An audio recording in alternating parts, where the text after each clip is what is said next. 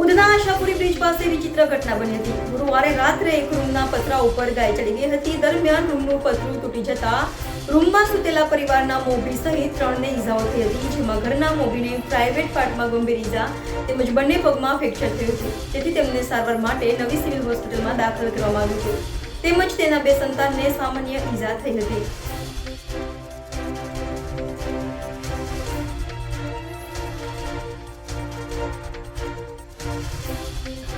સ્થળ પરથી મળતી માહિતી મુજબ મૂળ બિહારના વતની મોહમ્મદ સમી મોહમ્મદ ઉવારી અંસારી હાલ ઉધના આશાપુરી બ્રિજ પાસે આવેલ દસ્તગીર નગરમાં પત્ની, 2 પુત્ર અને એક પુત્રી સાથે રહે છે।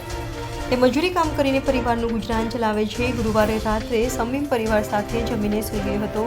દરમિયાન મધરાત્રે 2 વાગ્યાના અરસામાં તેના રૂમની પાછળના ભાગથી એક ગાય પતરા ઉપર ચડી ગઈ હતી। દરમિયાન તે પતરું તૂટી ગયું હતું, જેથી રૂમમાં સૂતેલા સમીમના ઉપર ગાય પટકાઈ હતી।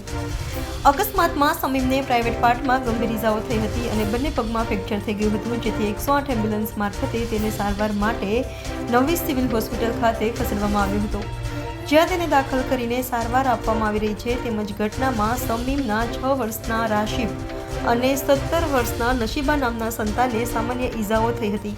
ઘટનાને પગલે સ્થાનિક વિસ્તારમાં અફરાતફરી સર્જાઈ ગઈ હતી અને લોકોનું ટોળું એકઠું થઈ ગયું હતું।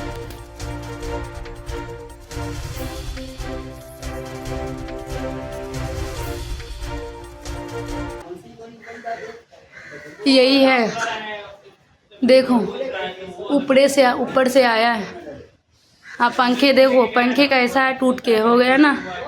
देखो ये भैया, ये देखो हम लोग यहाँ पे सोए थे, मेरा पति यहाँ पे सोया था और मेरा एक लड़का 9 साल की लड़का यहाँ पे सोया था, और उसके बाद हम यहाँ पे सोए थे यहाँ पे, और उसके बाद मेरा छोटा लड़का यहाँ पे सोया था। उसके बाद मेरी लड़की यहाँ पे 13 साल की लड़की, वो यहाँ पे सोया था यहाँ पे, और 1:53 पे ऐसे हुआ है। हम लोग अचानक सोए थे, वो देह पे गिरा ना तो इनका नींद खुला। जब हम उठ के बैठे तब यहाँ पे गाय देखे तो मेरे को लगा कि मेरी लड़की गेट खुली छोड़ दिया है, इसलिए हमको गाय घर में अंदर आ गया है। लेकिन ऐसा कुछ बात नहीं था कि हम लोग ना जैसे कि गेट खोले आए ना, कुंडी के पास गेट खोलने, तो गेट मेरा बंद था, कुंडी लागी था।